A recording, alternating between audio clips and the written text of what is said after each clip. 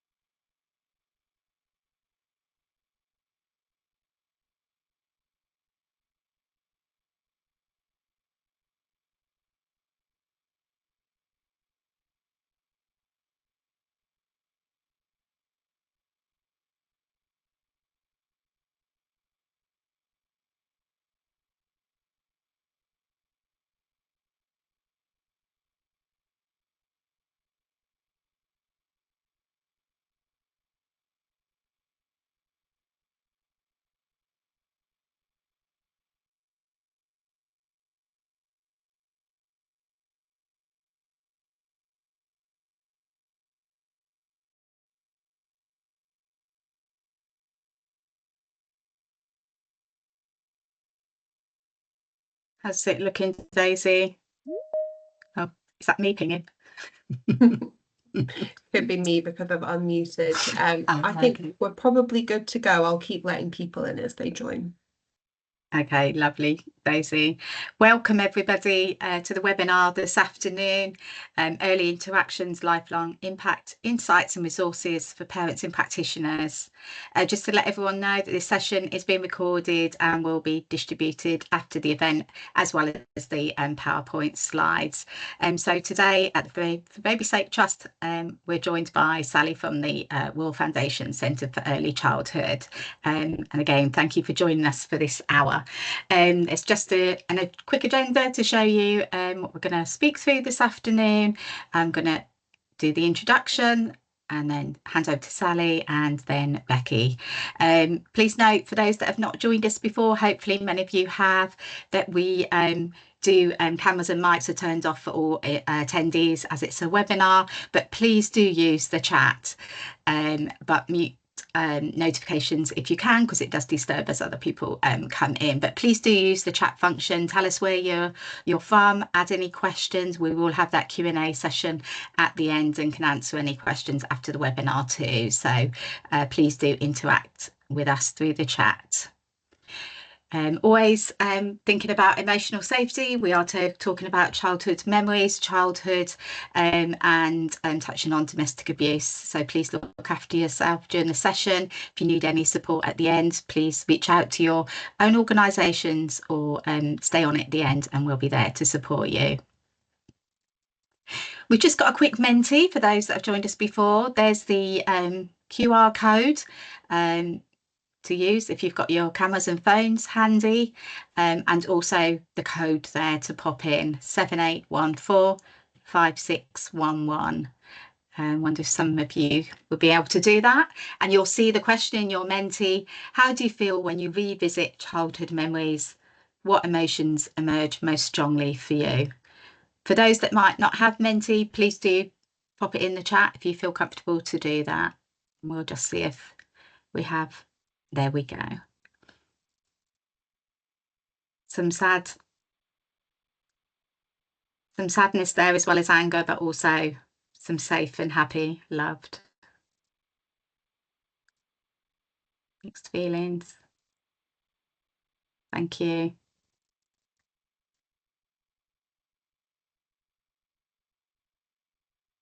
Thank you. We can come back to that at the end, but thank you for all of those that have put those in. We've got a really mixed, but we're talking about emotions, lots of emotions there, and that's what we're going to be doing as we move through the webinar this afternoon. So thank you. So how do early interactions shape the developing brain of the baby? The neuroscience of early childhood. Neuroscience, we're just going to touch on this, is the study of the brain and nervous system and how that can impact a person's behaviour. In recent years, there's been a growing interest in how this can be applied to early childhood development and how early experiences can shape brain development, and particularly starting in the womb. And especially for us at the For Baby's Sake Trust, that's where we start our work with parents and babies. Our biological sensitivity to environmental influences varies across the life course, making the timing of when we encounter those influences particularly important.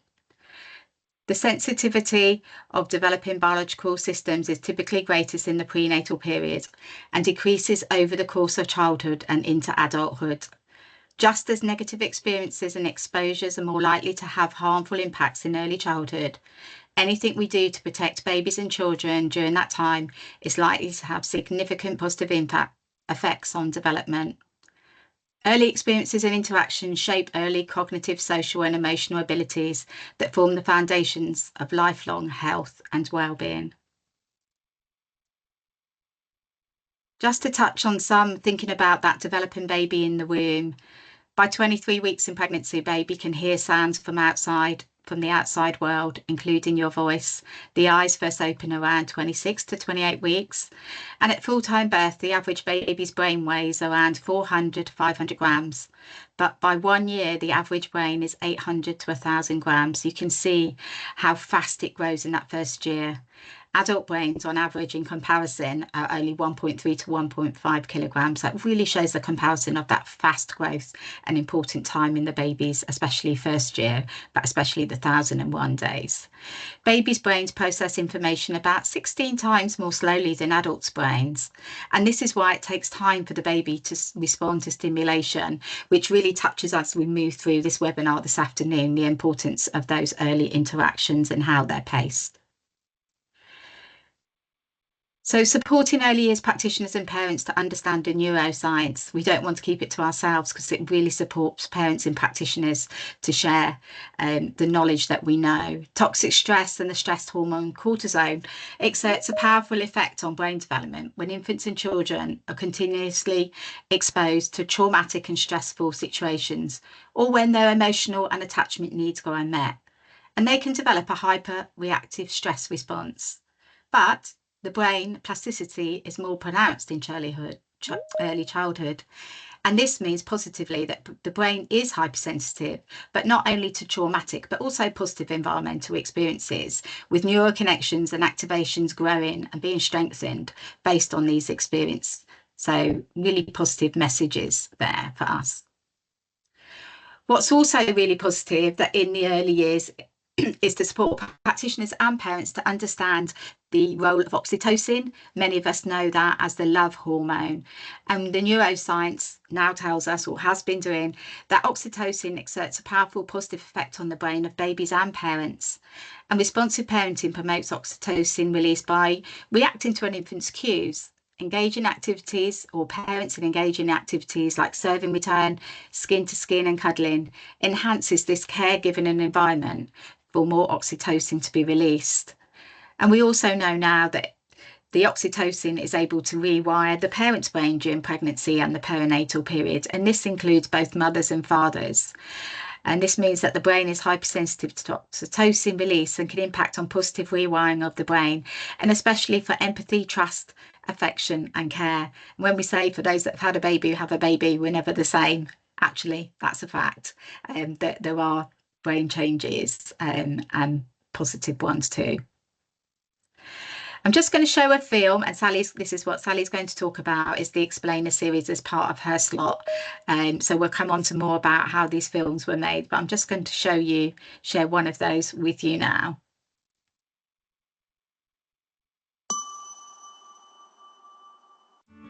As adults, we often think that learning looks like this, but actually the most important period of learning in our entire lives looks like this. The time from pregnancy to the age of 5 is when we begin to develop the skills we need to do things like managing our emotions and nurturing our relationships.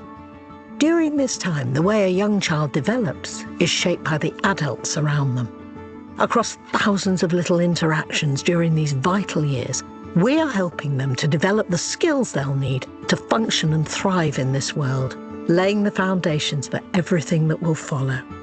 In these short videos, we'll unpack some of the most important ways that adults can support a child's social and emotional development.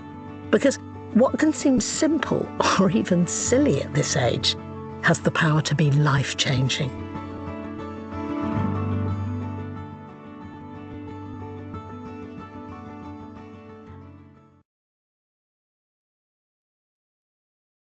Beautiful little film. So let's just move in to think about the importance of attachment attunement for lifelong well-being. What's really important to support babies and children's healthy development is the parents' well-being. And at the For Baby's Sake Trust, we did a YouGov survey commissioned earlier this month, or a couple of months ago, around parents' mental health. And what this survey showed us was that half of parents say they experienced a rise in mental health challenges in the first 1,001 days. And 1 in 6 parents said that becoming a parent negatively affected their mental health or emotional well-being in the first 1,001 days. And nearly 1 in 10 dads said they turned to alcohol or substance misuse during the first 1,001 days of their child's life. And over 1 in 3 parents stated that they reported more conflict in their relationship during these days as well. So we can see how parents can be impacted. So be able to support babies and children, we need to be supporting the emotional well-being of parents. 2 of the tools I'm going to talk about now is what we use within For Baby's Sake, but sit really well with these new resources. And one is the video interaction guide in VIG, and many on the call will know this intervention and how well it sits and really enhances the attunement in the relationship between the parent and baby.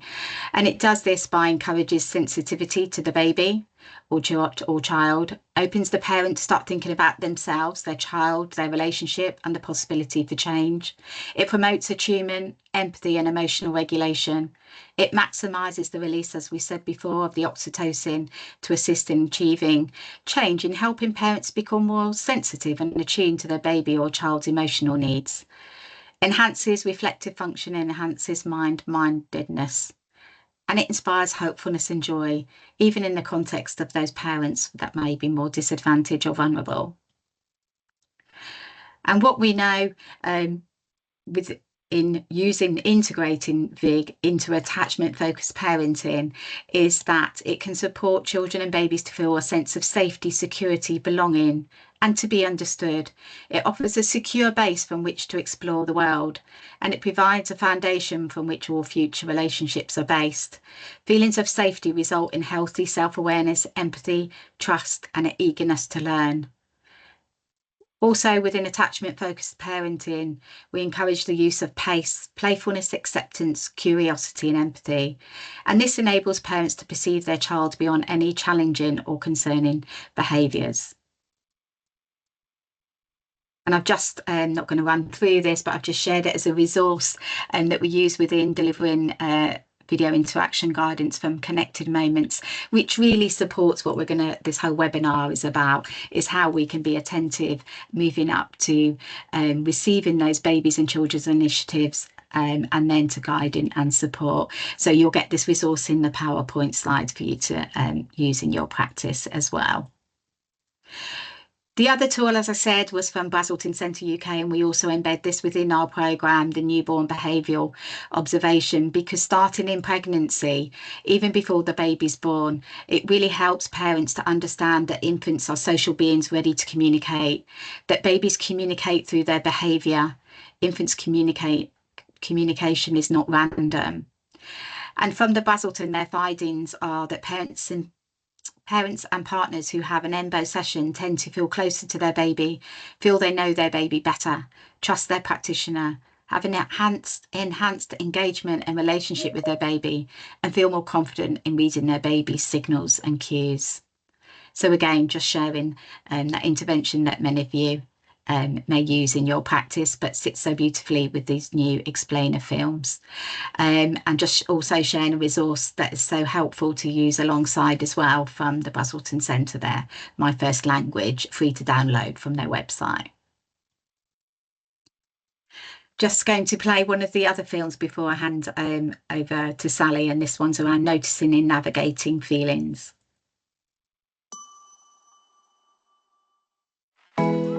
When we talk to babies and young children about what they are experiencing, thinking or feeling, this is called an attuned conversation. We say attune because it's all about the adult tuning into the child, noticing how they are behaving and thinking about what might be happening in the child's mind or brain in that moment. Why is this important?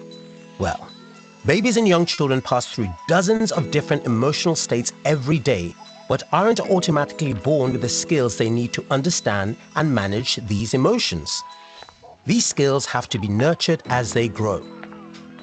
When we are attuned to children, we help them to identify, make sense of, and manage their own emotions in different ways. First, we watch and listen. How is a child behaving? What expression are they making? What does this tell us about how they might be feeling?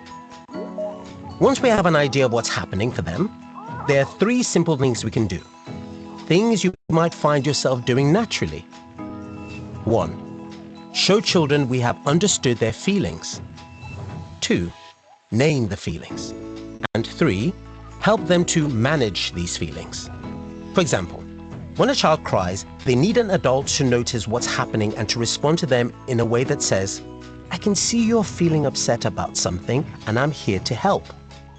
Over time, these thousands of simple interactions and adult noticing, tuning in and responding give children the ability to manage all kinds of different feelings and recognize them in others, whilst also making them feel loved, seen and valued.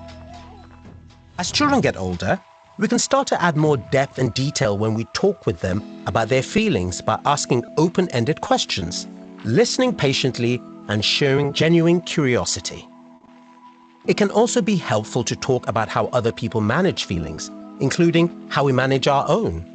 Books are brilliant for this, as they provide lots of different characters with different feelings to explore.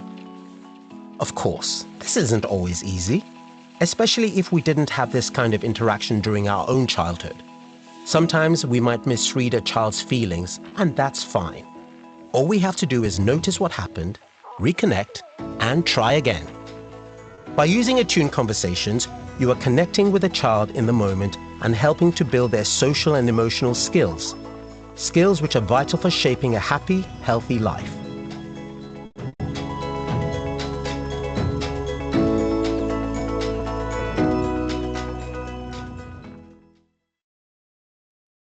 Another great film. Please do put in the chat any thoughts you have about how you might use those. Just realised I've got one more slide. So this is just really children with secure attachments have fewer psychological problems, better peers relationships and better academic outcomes.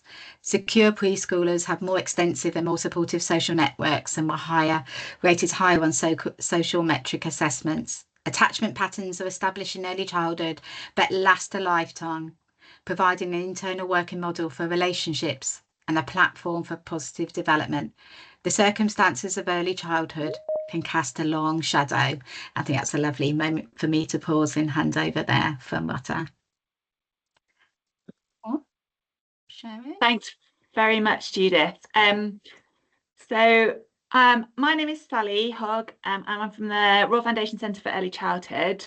And I'm just going to get my slides up now. But while I'm doing that, while they're loading, I just want to say a huge thanks to the For Baby's Sake team for inviting us to join in this webinar.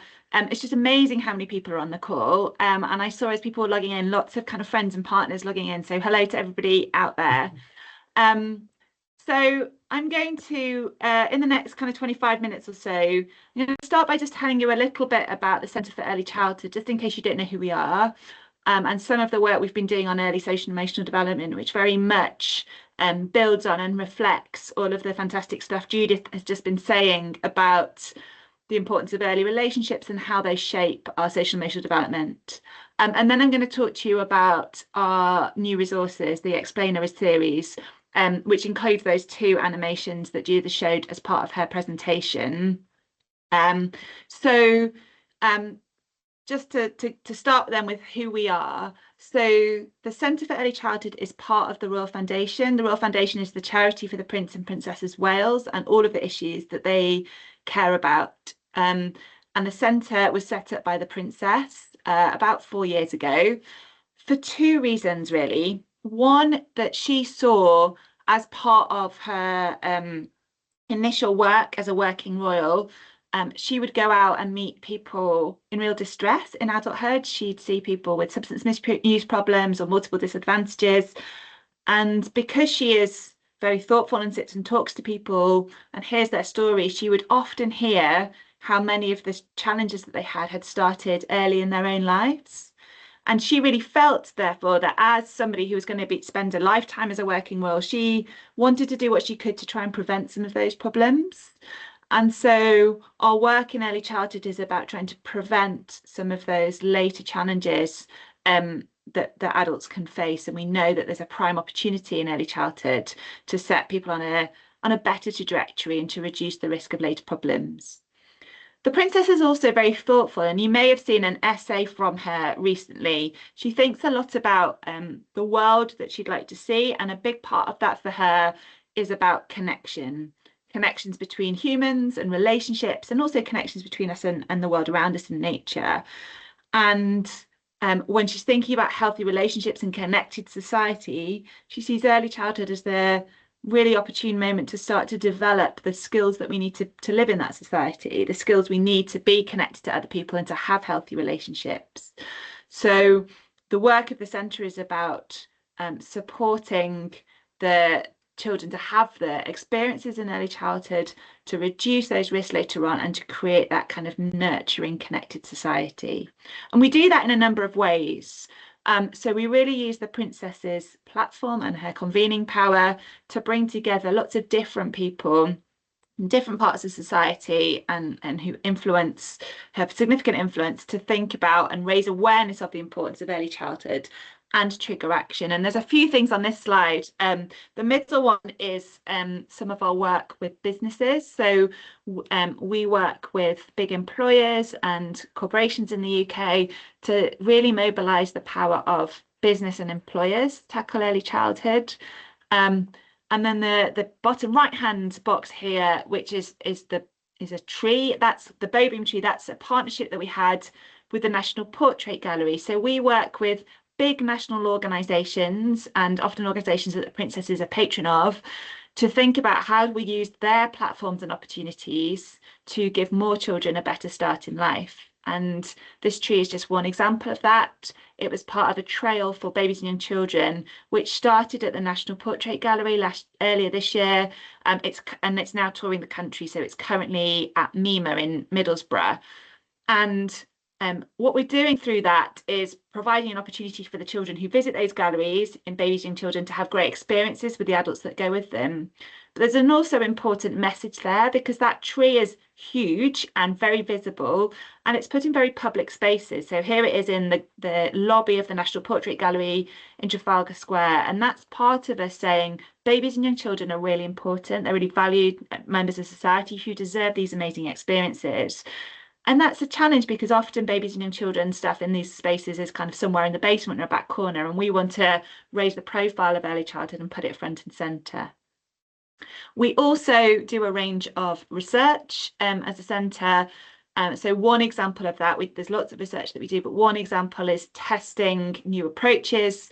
And for example, we're piloting at the moment a new tool that health visitors use to help them to tune into babies and early signs that babies might be showing some sort of social withdrawal, which might be a sign of early relational distress, and trying to ensure that more babies get the help they need quickly. Our focus as a centre is specifically on social and emotional skills, so and how we develop those skills in early childhood. There's a quote here from the princess, but I guess if you think about what I said earlier around trying to prevent some of those long-term challenges like substance misuse or mental health problems, or trying to create nurturing relationships, it's really social and emotional skills specifically in early childhood that are the key to developing those better outcomes later on. So for us, our goal and our vision is that more children reach age 5 having had the experiences and relationships to develop their expected level of social and emotional skills. And because we know that social and emotional skills aren't necessarily widely understood or might be understood differently from people with different professional or academic backgrounds, one of the early pieces of work that we did as a centre was just to define what we mean when we talk about social and emotional skills. And we created what we call the Shaping Us framework, and there's a visual representation of it on this slide. But we did a huge, or my colleagues, because I wasn't here at the time, but my colleagues did a huge international exercise with experts around the world to think about what are the social and emotional skills that we all need throughout our entire lives to thrive and to have those healthy relationships. And how do we talk about those in a way that is really meaningful and makes sense to the families we might be working with or the other people we might be talking to, and also that works across different professional and academic disciplines. And so the Shaping Us framework describes these skills in 6 clusters: knowing ourselves, managing our emotions, focusing our thoughts, communicating with each other, nurturing our relationships, and exploring the world around us. And if you're interested in more detail, there is a kind of a full report, and this graphic shows this kind of more detail on what the skills are that sit underneath that cluster. But that was really saying, well, this is what we think matters, and what we want to do is to give every child the chance to develop those skills in early childhood. And we know, and Judith has talked about this brilliantly, that our brains are shaped more quickly in early childhood and are more malleable during that point than at any other point in our life. And this is where we develop the foundations of those skills. And if we have firm foundations, then it's easier to develop further later on. And I'm just going to show you another one of our videos that just talks about how our social emotional skills are shaped through those early experiences and relationships.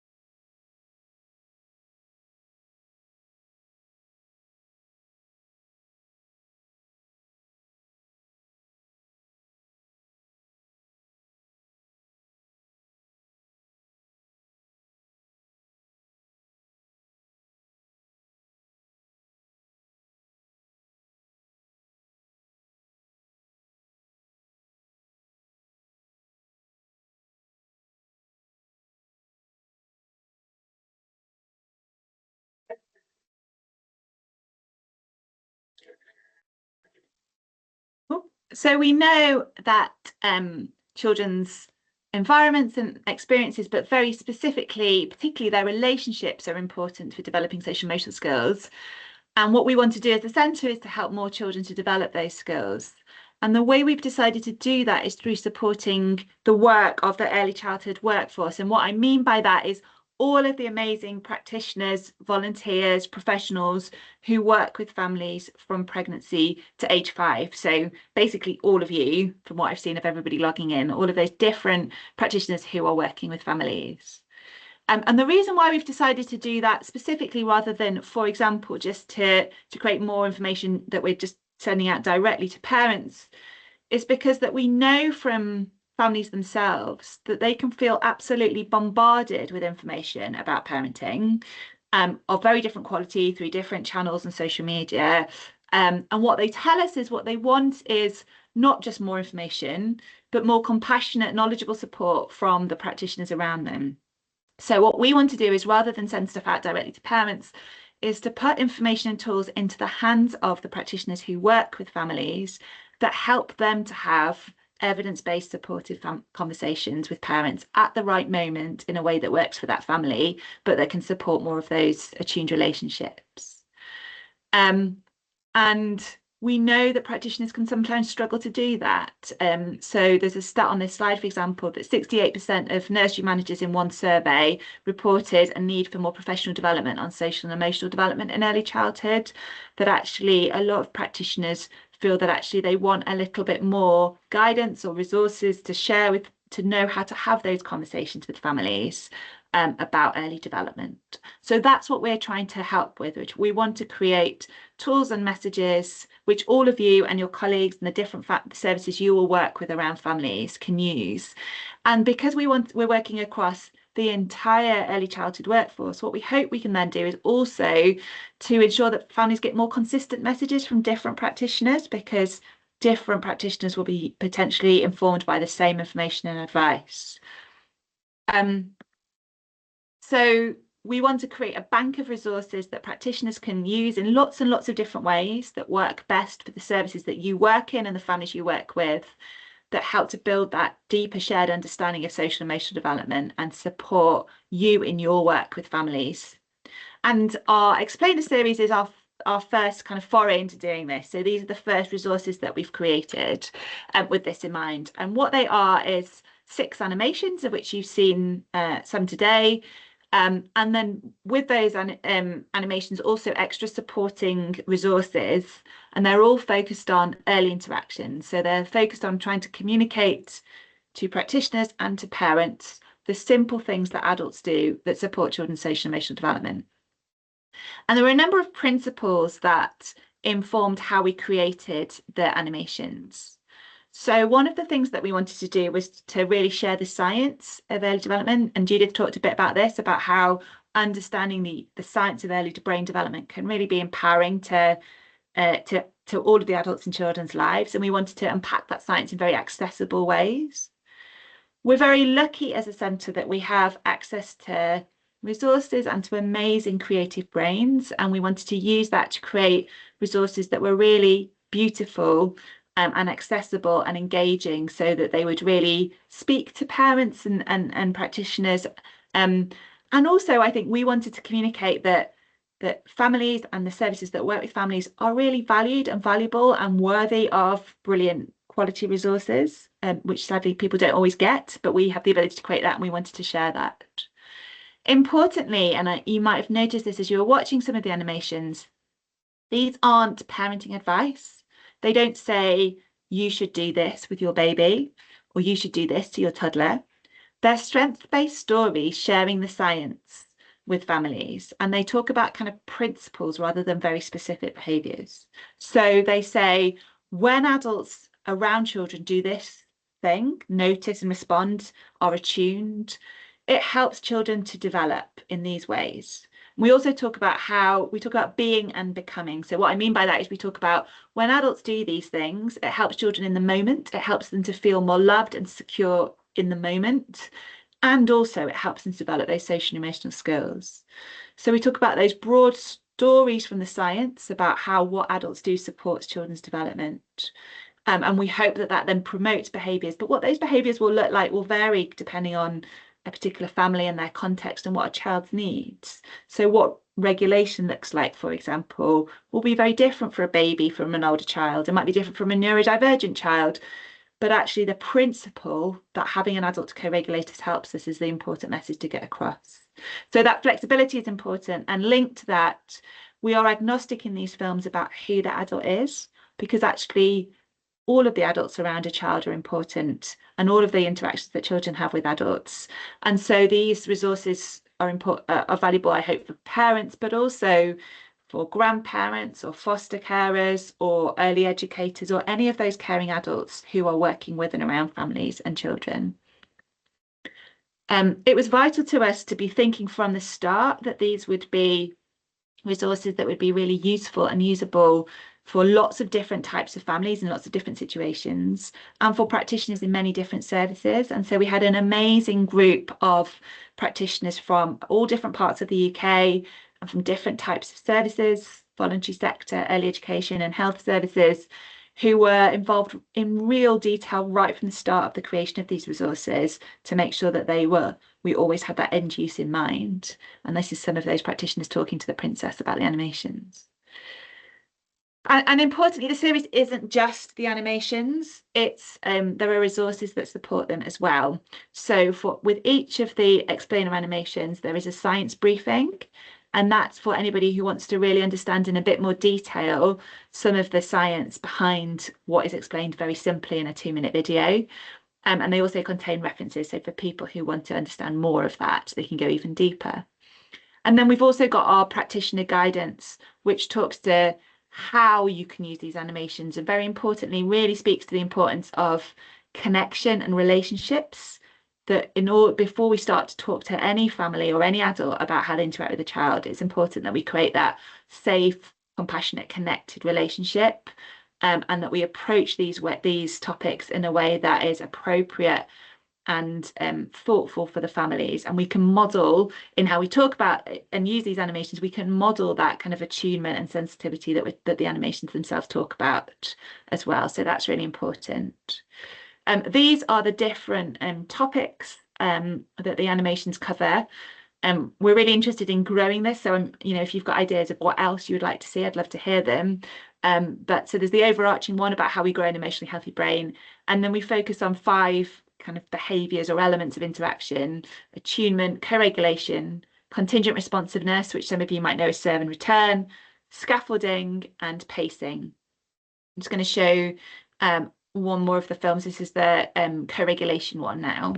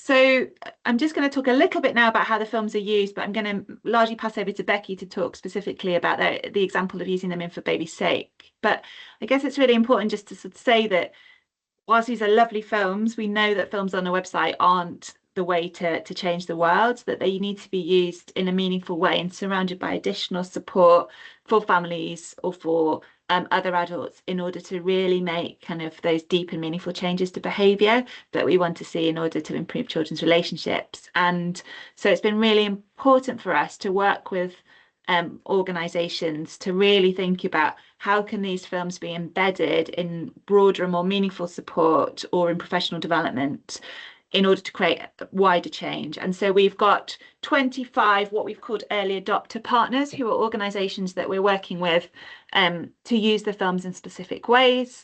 And we hope that those can just showcase different things that are possible with these animations and the resources to inspire loads of other organisations around the UK. And we know lots of different people are using the animations now in different ways. So just some examples of that.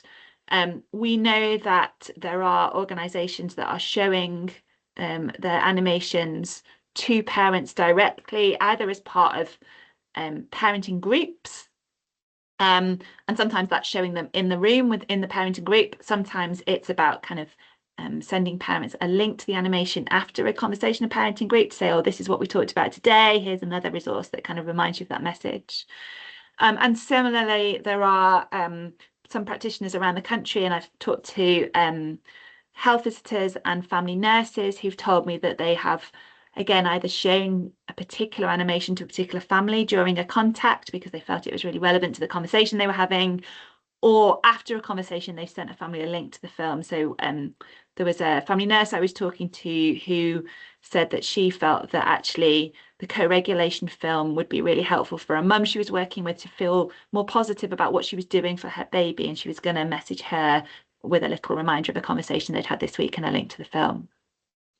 There are also organisations that are using the films to train practitioners, and those practitioners then might use the films in their work with families as well, but the initial kind of work was about using them to train practitioners. So organisations with volunteers like Home Start and Baby Zone, we know are using them in volunteer training, either face-to-face, or Home Start are also developing an online module around early development that uses the films. And then there are organisations that are training practitioners who are using the film. So organisations like Sheffield Hallam, University of East London, who are actually putting both of those universities using the films on a range of different practitioner courses, health visiting, social work, early education, Norland, who are training nannies. And the model at ArcStart, I'll just finish on because it's a really lovely model. So they are using them with their apprentices who are working in nursery settings. And then the apprentices are shown an animation as part of training. But then when those apprentices are being observed in their practice, the links are being made back. So if they've shown the animation and talked about co-regulation, then in their observation supervision, their colleagues will help them to reflect back on how were they using co-regulation, for example, with the children they were working with. So those are some examples, but I'm going to stop now and hand over to Becky to talk more about For Baby's Sake's experience of using the films. Thank you. Brilliant, thanks Sally. Whilst we just change over slides, my name's Becky Reynolds, I'm Deputy Director of Operations at the For Baby's Sake Trust, and I'm really excited to be able to talk to you about how we've embedded the resources at For Baby's Sake, so with families and colleagues, but hopefully give you some ideas about how you might be able to take them away and use them in your day-to-day practice as well. Okay, so just to set the scene, I wanted to share some figures around domestic abuse and the impact on babies and families, which is the area that we're working in For Baby's Sake. So some of you may have seen some of these figures before, but 1 in 5 children in the UK experience domestic abuse, often when still in the womb. We know that 1 in 3 parents have experienced a partner using abusive behaviour towards them. And 40% of those parents who've experienced domestic abuse said it occurred during their baby's first 1,001 days from pregnancy until the baby's 2nd birthday. This last figure is always the one that I find probably most difficult to share. So 1 in 3 parents who experienced domestic abuse said they didn't know where to begin to look for help, but only 10% receive professional help at the time. So I really look on that last figure as a bit of a call to action for us all. You know, if we've only got 10% of parents who receiving professional help, what can we do differently? I think these figures all really point us towards that it's time to make a change. It's time to break the cycle, and that's one really important element of the conversation for us this afternoon. So Sally touched on the acronym around creating change. So this acronym I think is really helpful. So the CREATES acronym that talks about connection, repetition, experiencing the change, actionable guidance, tapping into intrinsic motivation, empathy, and strengths-based approaches. And certainly for baby's sake, we know that relationships and connection are really key factors in change. So I think this is a really great acronym in thinking about the Explainer series films and thinking about what we can do together to make change. So thinking about the For Baby's Sake programme, I know some people here will know For Baby's Sake really well, and for some of you it may be new. But For Baby's Sake, we work with the whole family, starting in pregnancy, in a trauma-informed and therapeutic way. And as such, it was really exciting to be able to add the Explainer films into our programme, and they fitted so beautifully with some of the work that we already do. So at the first phase of For Baby's Sake is our welcome and getting started phase. So building relationships with families, supporting them to understand the programme, but really beginning to understand what's happening for families. And during this phase, we're able to start introducing the Explainer films. So really thinking about how we can revisit messages with parents. And as we move through to our antenatal phase, this is a really important phase, particularly when we think about those statistics around when lots of domestic abuse may start in relationships. So during the antenatal phase, we work through a module called Opening Doors for those experiencing domestic abuse and Basic Tools for those using abusive behaviours. Working towards our Where's the Baby module, which is antenatal support that really focuses in on that neuroscience that we've heard about today, the impact of early childhood development and the impact of toxic stress. So already from the films we've seen, you can see how beautifully they fit within those modules. And what we've been able to do is both sit and watch the films with parents and then spend time exploring and reflecting on them. But also, like Sally said, just sending a link after a session. We've had a parent where we've sent a link to one of the films who's come back to a later session having watched the whole series and sharing their thoughts around the impact that the films have had on them. The films also really complement our work around VIG, and I've seen we've got lots of VIG practitioners in the room with us today. So really focusing on what Judith spoke about earlier in the session around how we use video interaction guidance and how we can use it within our programme antenatally, and how the films fit with that attuned parenting approach. Following baby's birth, we continue through our programme and we work with families up until babies turn 2.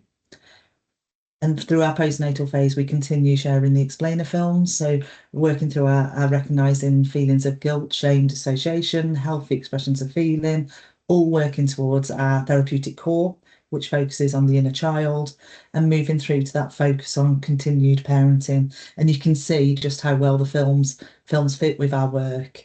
But I think it's really important. The feedback from parents around watching the films has been phenomenal. Parents are so positive about the key messages that they've taken away and how different these resources are to things that they may have experienced previously. We're also using the films to support our therapeutic practitioners, so including the Explainer films and guides into our induction training and beyond, watching films within team meetings. We currently have 4 regional delivery teams covering Blackpool, North East, East of England and London and South East. And because we work with both co-parents from pregnancy, we're able to make sure that both parents are receiving that psychoeducation and the messages the films give to make sure babies have the best possible start in life. Again, our practitioners really like the films, they find them really accessible, and the guidelines are really easy to access, particularly for busy practitioners and professionals. Already mentioned in the chat and earlier in the session, one of the areas that we really focus on is serve and return. So we know that a vital ingredient in a young child's growth and learning, especially between 0 to 5, is the serve and return interaction. that they have with parents, caregivers and people in their communities. And I think this is really important. It's really easy to think about serve and return for parents, but actually what this means for anyone who has contact with babies and children in early years. So like the serve and return rally in a good game of tennis, young children naturally reach out for interaction through babbling and imitating facial expressions. We can all think of lots of examples, I'm sure. But the process helps develop language, cognitive and social skills. So those really important skills for later in life. We know that if adults don't respond by getting in sync with children, return in noises, gestures, then the rally breaks down and the developmental process is interrupted, again having implications for later in life. So we're just going to share the film on back and forth interactions. I really love this one.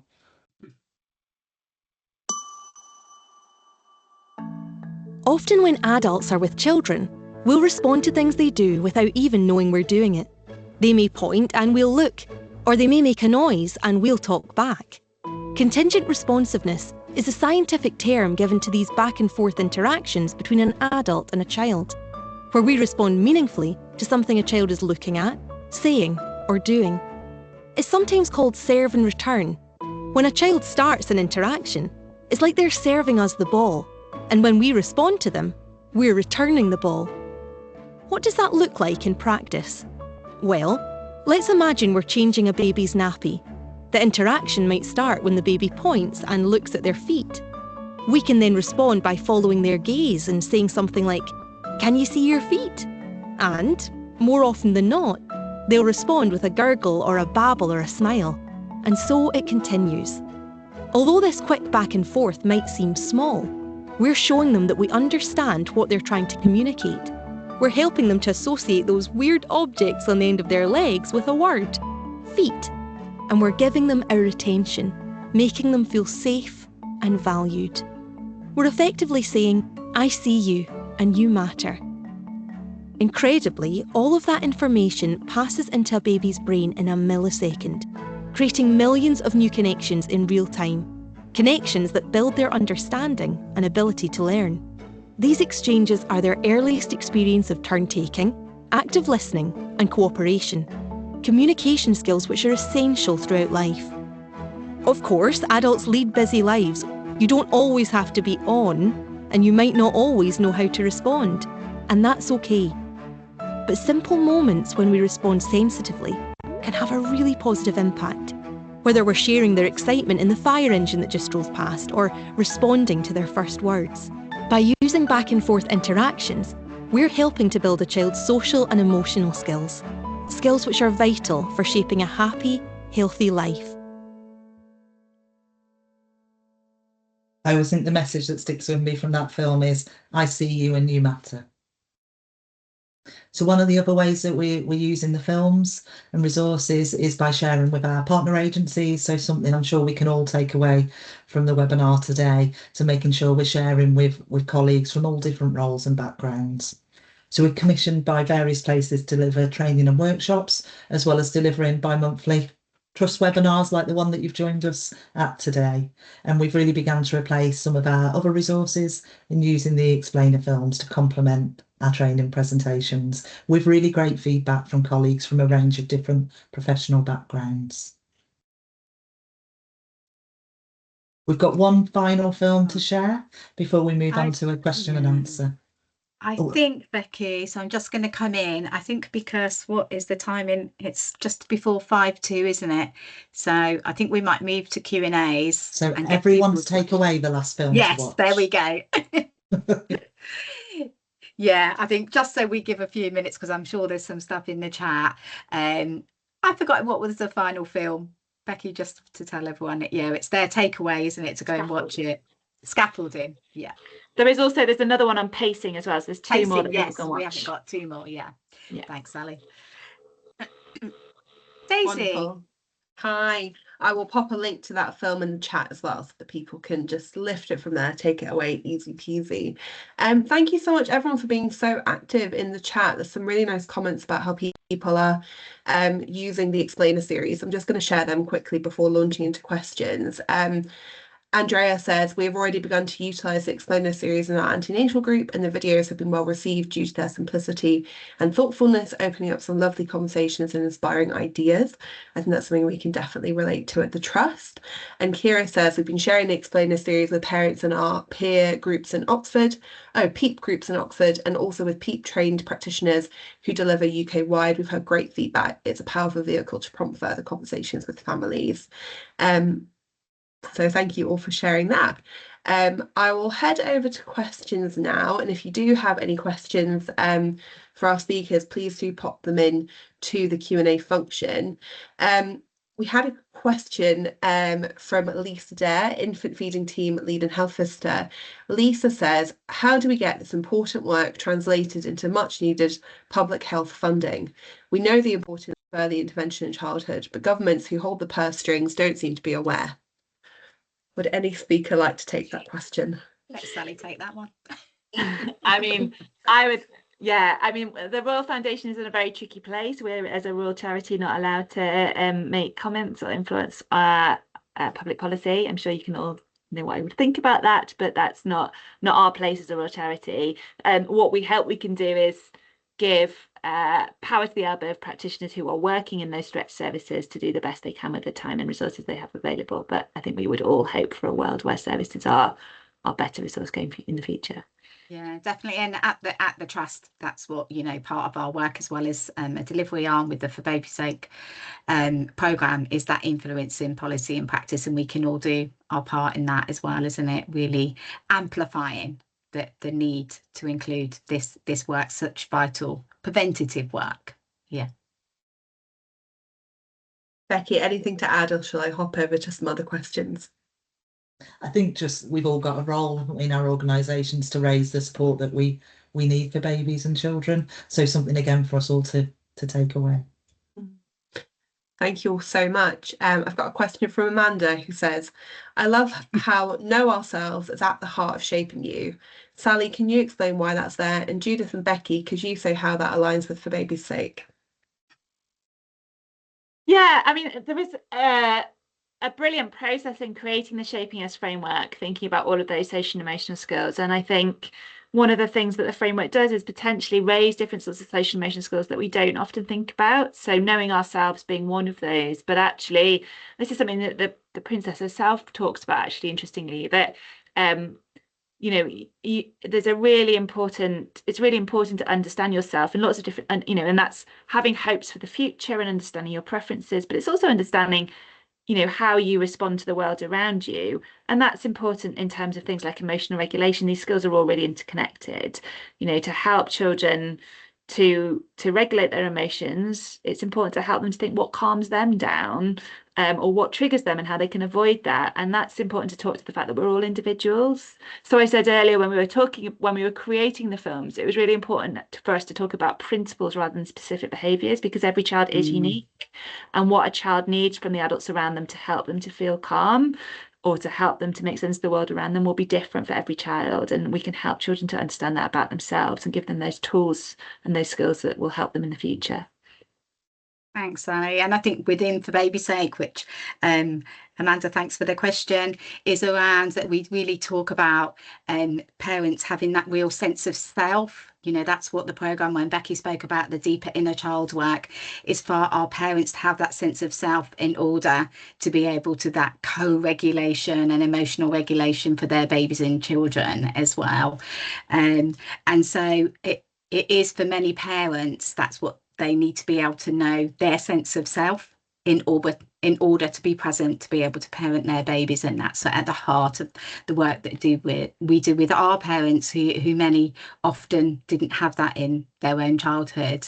But again, with these films, it's always strength based. There's always, it's hope, and it's been able to reparent themselves within the programme. So Becky, I don't know if you want to add any more. No, I think that probably sums up the programme. We could probably talk about different things with you on the programme for forevermore. But it really, the framework as well really fits. And I think, like Sally, when you talked about with the Explainer films, it is accessible to so many different cohorts of practitioners and parents. It speaks to everyone. Everyone receives it where they are at the point where they are in their parenting journey, and their sense of self and knowing themselves as well. So thank you all. I'm going to loop a couple questions together. I'm very conscious that we're at time. If anyone can hang around for a minute or so, then I'll squeeze them in. Sally, we've had some questions around whether the videos are available with captions and in any other languages for parents who might not speak English. Yeah, great question. So in short, they're available on, we would prefer people look at our website to see them, because then you can get the full package and the resources, but they're also available on YouTube, and our website links through to YouTube. And YouTube obviously has great facilities for captioning and also subtitles in different languages. So we haven't at this point translated them into any other languages other than Welsh and British Sign Language. And we'd be really interested in understanding kind of if there are a need to do more translation in future, but we know that the YouTube functionality is really helpful for people to do that, to find those translations and subtitles as well. Great, thank you so much, Sally. We are at time, so there are lots and lots of questions in the chat and the Q&A. What I would recommend you do is if you could email them to welcome@forbabysake.org.uk, and I'll pop the email in the chat. We can then feed them through to speakers and we can reply with answers, just in the interest of everyone's super busy diaries. As well as being able to email us at that address, I will be reaching out with a recording from today's session, so you'll be able to access that and share it with your colleagues.